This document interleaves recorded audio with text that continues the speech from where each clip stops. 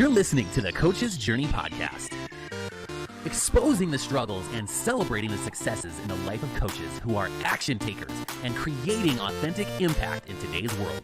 Whether you're just starting out, expanding your reach, or exploding your impact, you're in the right place right now. Stay tuned and be sure to subscribe to this podcast. Now, here are your hosts of the Coach's Journey podcast. Hello, beautiful coaches. Welcome to another episode of the Coach's Journey podcast. I'm Dr. Sheri Llewellyn, co-host with the amazing Faisal and San, who always has words of wisdom to share, and everybody wants to listen to him.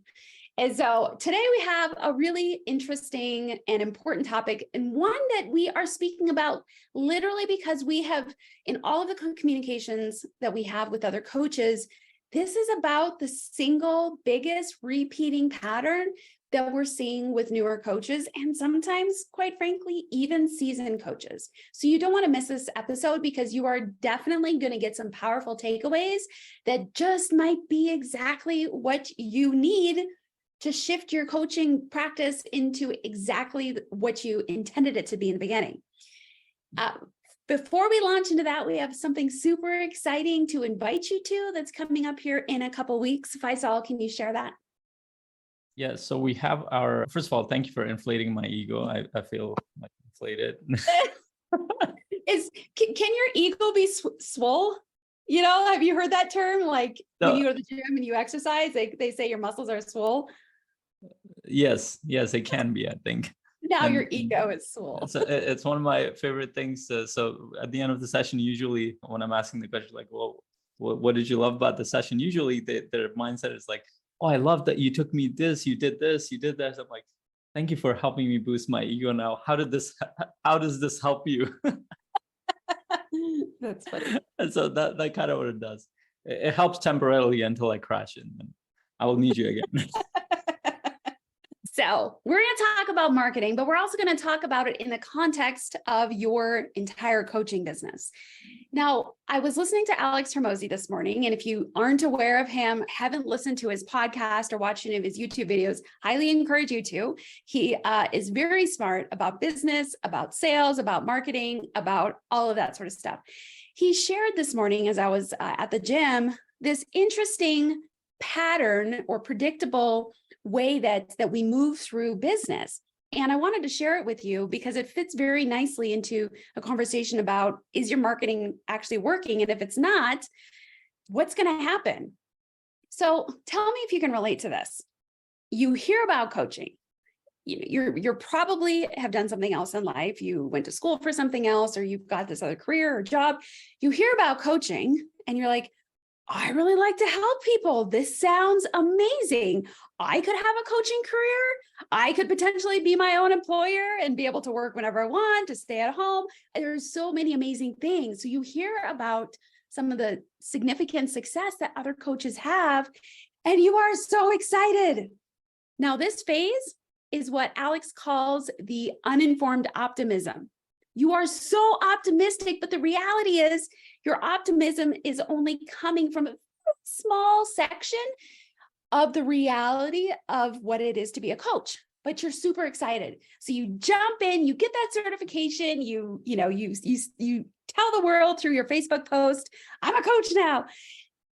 And then you wait for people to respond. And you wait. And you wait. And now you're entering the phase of business called the informed pessimism.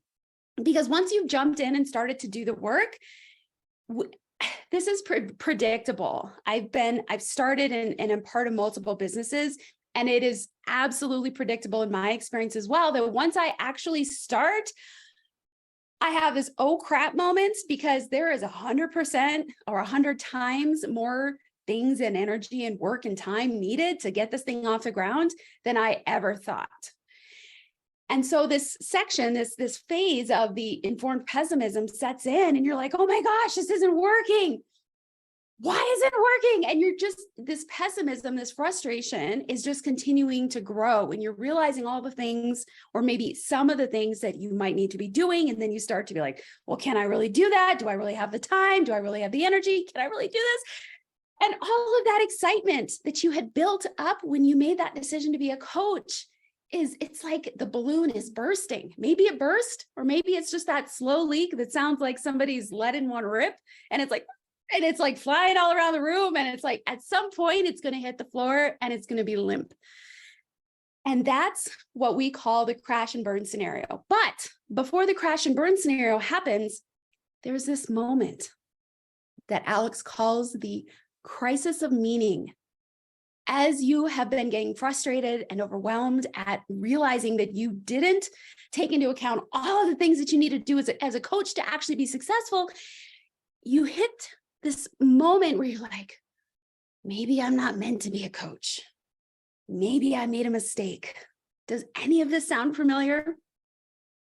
This moment of frustration and overwhelm and if kind of feeling like your balloon is bursting or the air is coming out, and you get to this moment where you ask, should I maybe not have done this? That is a pivotal moment. How you treat that moment is going to make all of the difference. So that's where we're going to leave the story.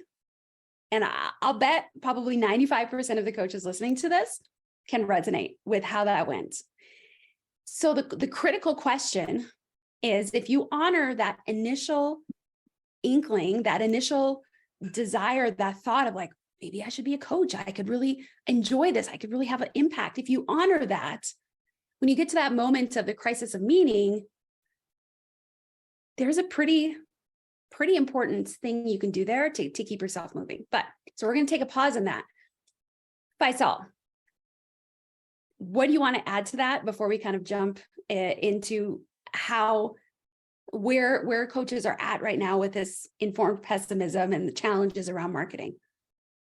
Yeah, first of all, that I relate to that transition, and I'm also still to this point because I'm in a transition period too, in my business, because I'm trying to push to the next stage, and I see that. So I don't even think it happens in the beginning. It happens every time you push towards the next stage when you don't know what's happening. So I feel the same thing, and I'll talk about the differences between the two. But the funny thing is, I haven't actually heard anybody use let one rip and go limp in the same sentence. I would not want to be in a fight with you. All the men who are listening to this, okay, this is a dangerous moment. Because that I was like, oh, those are good terms, good visual for men at least. That's funny. So it just I don't know how else to express that, but so going back to the serious point of what's happening, and this is where I'll share my experience, and then I'll share a little bit about the experience of the coaches that I'm talking to in this area. I would say most coaches who are starting out, they're stuck in that crisis of meaning situation. So they're from informed pessimism to crisis of meaning, and possibly the next potential area that Sheri didn't share is the crash and burn. And I've literally talked to a couple of the coaches who are in that stage right now, or getting to that stage right now. But for me, when I was starting out, it's that there was uninformed optimism. It's like, oh shoot, there is such a thing as coaching. I can do this. I can help people with this. And then you go towards trying to implement this, and you're sitting in your room or in your closet or in your car, or wherever the hell you're doing this. You're trying to figure out how you're going to promote yourself, and then the resistance comes in. That it starts with that internal resistance, like shit, it sounded much simpler when I heard it in that conference or that webinar, to put yourself out there, do a bunch of videos or posts, and then eventually people will connect with you, and then you're going to get on a call. But every step of the way, there's a huge amount of resistance, huge amount of resistance. And then the way I would deal with that personally was that I would do the thing that I'm comfortable with. I would go towards information. Generally speaking, coaches are very comfortable with seeking more information. So I would go and find another course or another article or another book that would help me, which is great. There's nothing wrong with that per se, but then that becomes a way to avoid the actual thing, which is the action steps needed to build it is actually fairly straightforward. Yeah. But I would get even some of the coaches that I'm dealing with pretty much even right now, after years of them being in the space, pretty much every month they're in some kind of 5-day challenge. They're in some kind of seminar. There's some, and then when you ask about, well, what is the next step for you? What are you doing? They're like, well, I get that. And I literally heard this sentence that, and it's like, I'm hoping that this sinks in enough so I take action. So they're hoping the information will somehow translate to the transformation they're looking for. Somebody shared it in our Facebook group that Ajit Nawalka said this: information does not equal transformation. It doesn't. It requires implementation to do that. And I was stuck with that for months. And then I share this timeline because it's fairly predictable, this timeline. It took me about 2 years to even get to a point where I was getting roughly a consistent set of clients that would help me build this part-time. And then about close to 3 years, between 3.5 years to 4 years, to have a very stable, consistent, full-time business clients. Now, from the time that I got started to that time where I had a stable system, where I understood what it takes to have a consistent set of clients, there was a lot that happened, but much of it didn't need to happen, to be honest. And this is why what we're trying to do in Coaching Mastery community, when you get to that crisis of meaning and uninformed pessimism, is the solution to that, what for me was support. And for a lot of coaches, it's support. And I want to share just one quick story before I send this back to Sheri. I spoke to one of our members who was really frustrated, and I was having a conversation in the background and Messenger with them, and he's like, at this point, I'm drained. And I didn't know what it was because I had talked to him a few months ago, and I knew he was part of a coaching program already. And I gave him some resources. I'm like, hey, work on this stuff. Let's check back in once you finish that program, because he had about a couple of months or so left. And when we got on the call, I could tell he was burnt out at that point. He's like, I feel like I'm stuck, and I just went through a 6-month program. I put in a lot of resources. I put in time and effort, and he did. He actually, based on what he was saying, I believe that he put in time and effort, because he had actually spoken to about 70. He had reached out to about 75 people in his network, and he had worked with a couple of people. He had partially worked with 15 other people in there. And he felt stuck, and his problem wasn't that big, to me at least. And we worked through that, and by the end of it, there was a solution there. Now he's like, I've been stuck in this for the past month and a half. And yeah, the program I signed up, it was a great program, it was great information. He's like, I didn't know who else to bring this up to. And whenever he went on his own, he kept getting stuck. And then even when I was telling him like what the solution was, he kept telling me, he's like, I feel stuck. I don't think, and I had to pause, and I told him, like, I don't think you're stuck. I think you know exactly what the next is. I'm literally telling you what the next steps are. Like, it's not that complicated. I think you have the mind to follow that process. And like, would you say that you're stuck because you just don't have any energy left to dedicate to this in your mind? There's a lot of resistance. He's like, yeah, like I've been trying so many things. Like I feel stuck because like I've been like in my own space. And when you're in that space, when you're stuck in crisis of meaning as to why should, because now he's reconsidering, he's like, should I be spending this much time and effort on this? And slowly, if he doesn't deal with that, then he is going towards that crash and burn. But there is a positive direction in this if you get the right support. And this is what I was sharing before, that I'm in that same space right now as I'm trying to scale my business from 200K to 1 million. I have no idea what I'm doing. Very similar to what I was starting out with. I don't fully have the confidence to have a system, because I don't have the systems yet in place. And I don't know if because I've hired a bunch of people to help me move that stuff forward, and it's putting a cash flow strain on my business. And I'm not used to that, because it's like 6 or 7 times more than what I've been used to for years.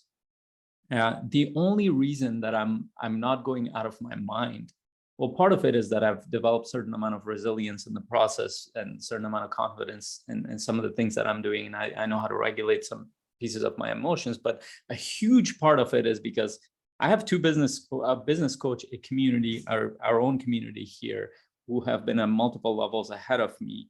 And I have people, a team member that are supporting me, and they're keeping me on track. So regardless of how I'm feeling, I need to do this work, because one, I'm going to burn my business out and my family's on the line, and my team members are asking me for stuff. And I've just invested in all these programs, and my coach is challenging me, you need to have this thing prepared. that's the stuff that's changing the direction from crash and burn to informed optimism. I'm optimistic, not because I'm the only one who's going to do this stuff based on my ego, but because there are other people that are supporting me in this process. Yeah. And what most coaches do, they count on their ability to have some kind of superpower to deal with the fear, the resistance, all that stuff. And yes, you can have a certain amount of that, but just by our nature, we're a social species. This is how we operate. You have a family, you have community, you have team that helps you move forward. And most coaches don't. They're sitting in their room, they're in their corner, trying to figure this stuff out. And what they're doing is they're going towards that crash and burn. And this is why your marketing is not working, your business is not working, because that's what's happening. The support aspect is critical. We believe it's critical. And there's a piece of that support that I think, I want to call out, and that is being able to borrow somebody else's confidence. Yeah. So imagine like, let's do some other scenarios. Imagine that you want to lose weight. Let's say it's 100 pounds, like big goals. You have 100 pounds to lose. You could go to the gym by yourself. And so that's an option, but you don't have any accountability. You don't have any support. You don't have anybody that you can talk to about challenges with your eating or, the exercise or any of those sorts of things. You're kind of just figuring it out all by yourself. You could also hire a trainer. And now, what if you hired a trainer that you only met with once and maybe everything else was virtual? That might be better because now you've got somebody that you can engage with and ask questions with. But what if you hired a trainer that you got to meet with every week and they were fit? Because every time you meet with them, you could regain that confidence. Like, actually, this is going to work. Look at her. Look at him.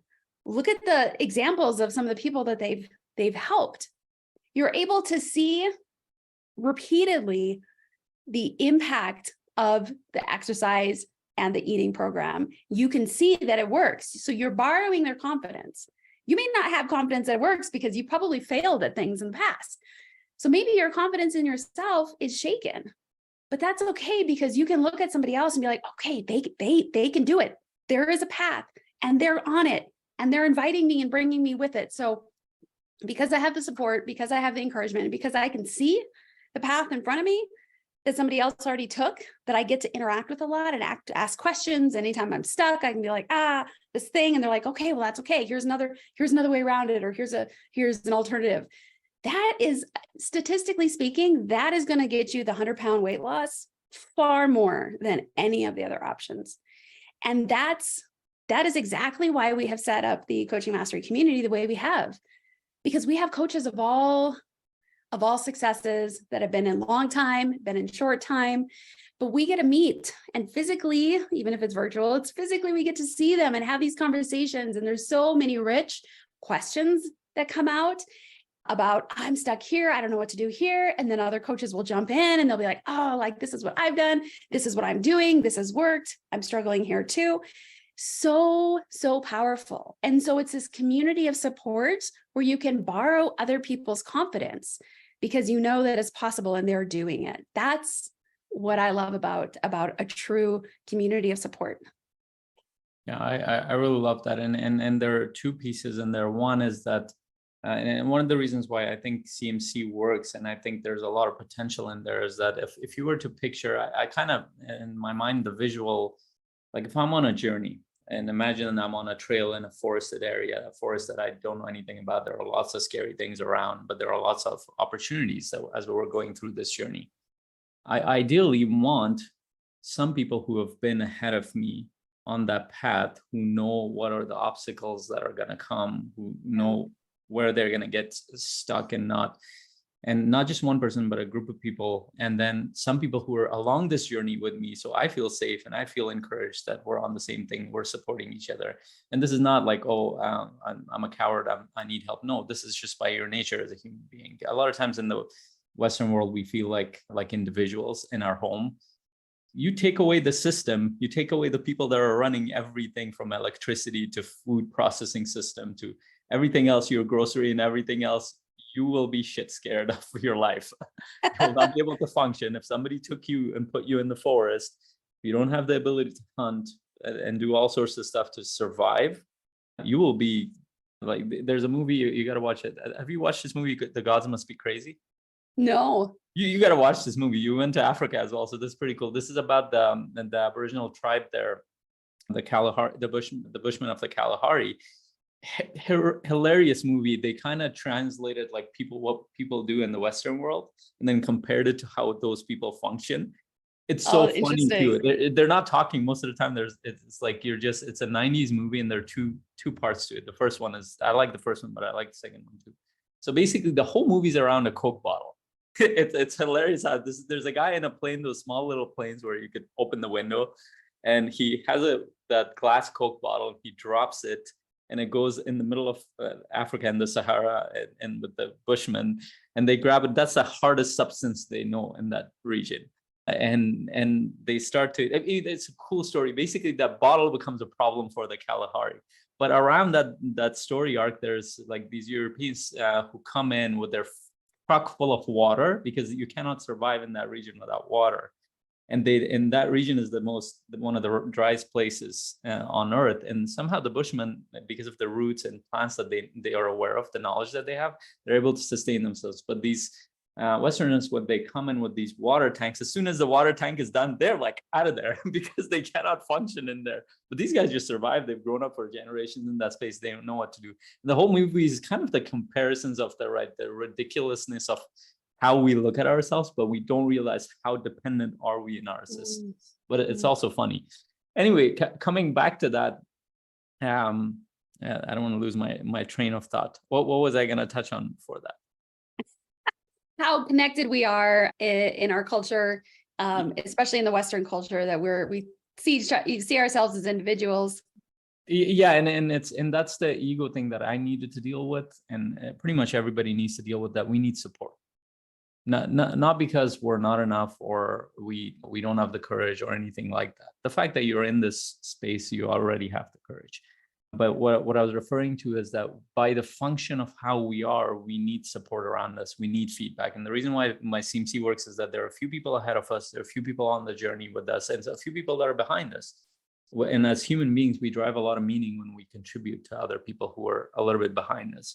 And the reason why CMC works, and the reason why I'm in the programs that I'm in, for example, I signed up recently. I have an individual business coach, and then I signed up for an opportunity to do in a small group with Ajit Nawalka, who's the head of Mind Valley, with 8 or 9 other coaches. And I'll share the egotistic part of how I think in these situations. So we did our first session a couple of weeks ago. One of the reasons why I felt motivated, aside from the fact that Ajit helped me with a specific problem, as I was listening to the other coaches there, I felt more motivated because I felt like I was ahead of most of them in many of the pieces. I needed to figure out only a couple of the pieces, but they needed to build a bunch of the pieces that I had worked on for years. So I was like, all right, if I can figure out these 2-3 things that I don't know what to do with, then I should be good. And then I checked in with Ajit as I was like, what are your thoughts if I did this? He's like, that should work. You just need to be focused on this. And he even gave me some numbers around it.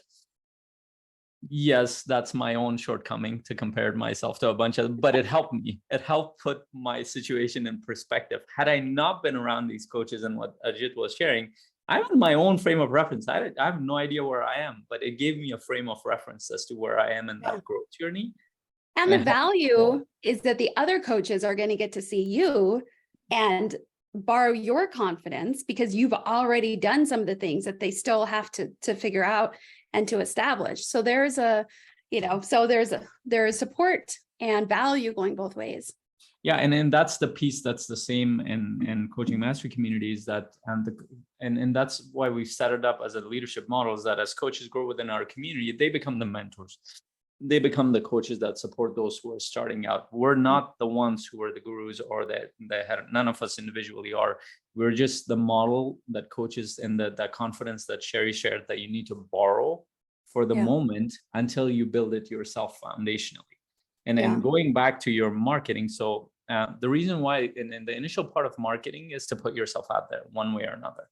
whether you're doing it through ads, you're doing it through organic marketing online, or you're doing it in person in a workshop or multiple workshops that you're doing, or you're part of a network, or you're leveraging somebody else's network. What you're doing is putting yourself out there. A lot of times you don't see results because you actually don't know what's happening along the way. You have no frame of reference. You don't know. Now, for example, I know what happens up until you make a few $100,000 in a coaching business consistently. Now, when I go to the 7-figure mark, I have no idea what the hell. I know now because I'm working with a lot of coaches at the 7-figure mark. But when I need to see what they're doing. I need to see what the path ahead looks like. If I have no frame of reference, I'm just going to randomly build. I'm going to try to reinvent the wheel. And you don't want to do that. And that's where your journey becomes longer and longer and longer and longer versus learning from their mistakes. Absolutely. It's like trying to build a house without an engineering blueprint. You're like, well, I want a wall here, so I'm going to build it. And then I'm like, oh, then I want this thing here. So then you build that. And then you build the next thing and you realize the thing you just built actually wasn't built quite right, so that it won't support the next thing you did. So now you got to redo that thing. So it's like, we all know that that's not the way you build a house. You need to have the whole thing, a blueprint, and then you work on building out the blueprint. And so why is business any different? It's not. Having a blueprint, having a business plan, having specific ideas, at least giving clarity about like the initial stages and what actually is most important. Because we can easily get stuck in all the 996 things that we need to do in order to get our business up and running at a consistent rate. But those 996 things aren't equally valuable and important right now. So how do you know what those most important things are? That's also the value of being in a community where you can ask. You're like, I'm stuck. I don't know where to even start, or I've been doing this thing and it's not getting me traction. Like, I built a website. Why am I not getting any clients? Because that's not really the most important thing. The most important thing is to reach out and be in conversations. So there's just so many things to learn, and you're going to either spend your time or money. And that's one of the challenges that I've heard a lot from coaches of like, I'm just going to figure this out on my own. Okay, you can absolutely do that. But how long is it going to take you? Because with the uninformed optimism, which is probably where they're going to hit that informed pessimism as they start to try to figure it out on their own. They're going to hit the crisis of meaning. And if they're not getting the support that they need, they're going to crash and burn. But if they're able to speed up their progress, if you can speed up your progress, that uninformed pessimism, which will happen to some degree, that's going to be real quick. You're going to have support. You're going to know how to get out of it. You're going to then get into a successful coaching business. So you can either spend, it's up to you. Do you want to spend an exaggerated amount of time in pain because things aren't working, or which then you may end up just quitting, or would you rather invest into your business to ensure that it's going to go faster and more successfully? Yeah.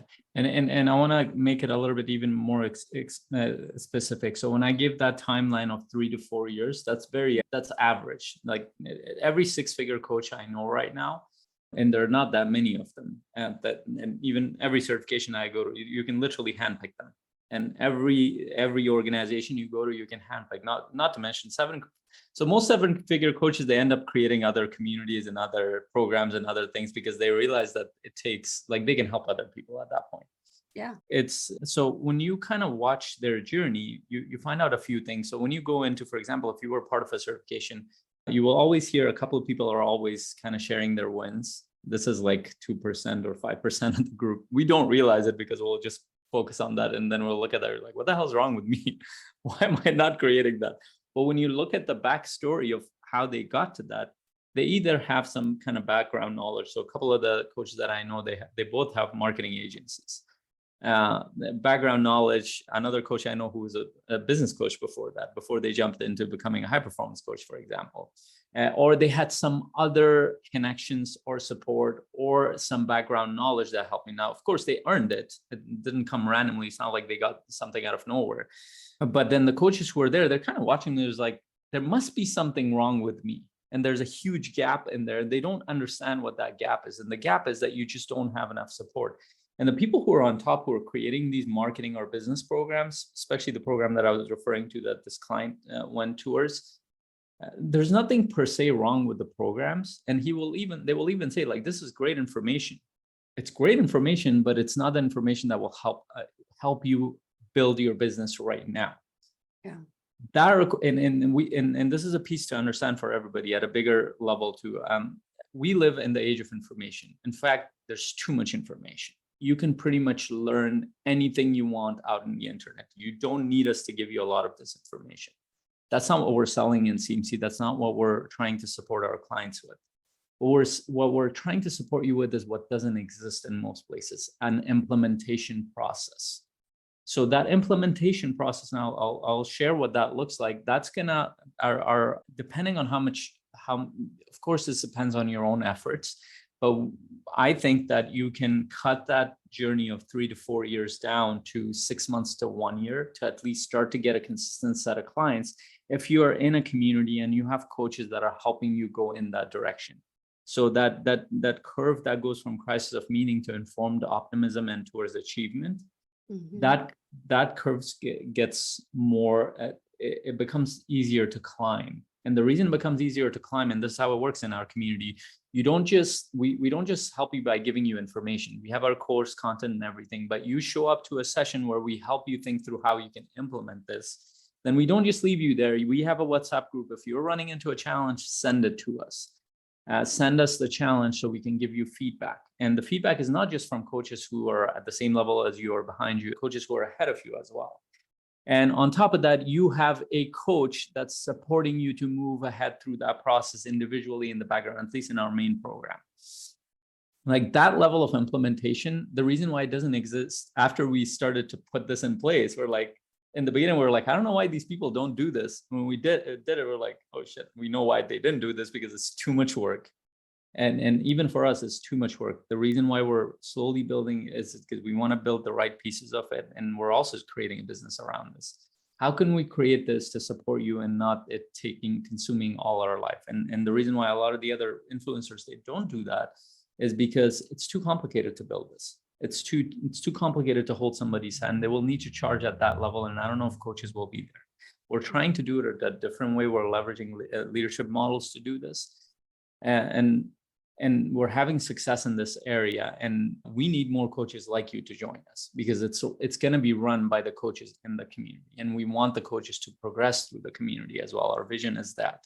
But basically the idea is for you to cut that curve of, if you're going to stay in this business, if you're going to look at this as a long-term professional career, most coaches will drop out probably in a 1 year or 2 year mark, if not sooner. But those who will stick to it, it'll take them a good 3 to 4 years. If we can help you cut that journey in half or less, our work is done there. And I think we can do that within that space, because these are the challenges that coaches face. And if you're in that space where you're like, I feel pessimistic, I know there's a lot in there, I don't know which direction to go in, you're hoping that you will just read books, listen to podcasts, and do other things, that is not going to work. If it works, it'll take a lot longer. And even for me, it took me about 2.5, 3 years. And even that was cut down because I started connecting with other coaches. I started being in communities. Otherwise, it could have taken much longer, and there was a good chance that I would have given up at some point, because then what happens? Your natural needs to survive comes in. I need to provide for my family. I need to provide for I have other responsibilities, not just my passion to coach. I'm doing other things. If that's not being met, and a lot of coaches are already in a point where like, what the hell do? I have to provide for my family. How do you deal with those questions? Where's your community? Where is your support? If you don't have that, and if you don't have that from coaches who are ahead of you, coaches who are where you are, and coaches who are behind you, and in a community, and you don't have your individual coach, more than likely you don't have clients. Even if you're trying to put yourself out there, it's not working. You don't have a consistent set of clients, and you don't see any, like that light at the end of the tunnel is getting smaller and smaller. And I can't stress this enough. So the next step for you to do as a coach is to join the free Facebook for the Coaching Mastery community. So just go to Facebook and search under groups, Coaching Mastery Community, and we will pop up and join us. It's completely free. as Faisal said at the beginning of this, we have more content that is extremely powerful than many paid memberships. And the next thing to do then is to sign up for the next masterclass. That way you can get some really valuable content, but be able to start to engage in that content in the masterclass, because we don't teach at you. This is a collaborative type of environment. And you're going to see the difference between being just part of a course or some sort of platform like that versus being in a community where there is real engagement, feedback, conversation. So Facebook group, then sign up for the masterclass. We'd love to see you there. And for those who are listening to this on Facebook Live, just type #masterclass so we can give you the registration link so you don't miss out on the masterclass that's happening on the 21st of August at 1 p.m. Eastern. And put that on your calendar, but share #masterclass so we can share the link with you so you register. It's only by registration. It is free, but it's only by registration. You're going to gain a lot of value there. And other than that, if you have any coaches who are struggling with the things that we shared, invite them to our group, share this podcast with them, and connect them with us, because we know that most coaches are struggling with this. And I would say close to 90% of the coaches are struggling with this, and they don't have the support. And many of them have already gone through programs that haven't helped them. Or if they have helped them, they're stuck. So if you have a colleague, a friend that you went through with this in a certification, or you're working with coaches who are just as stuck as you are, invite them in our group so we can support them as well. And thank you for listening to this, and we'll see you next week on our next steps. Bye. Bye. You're listening to the Coach's Journey podcast.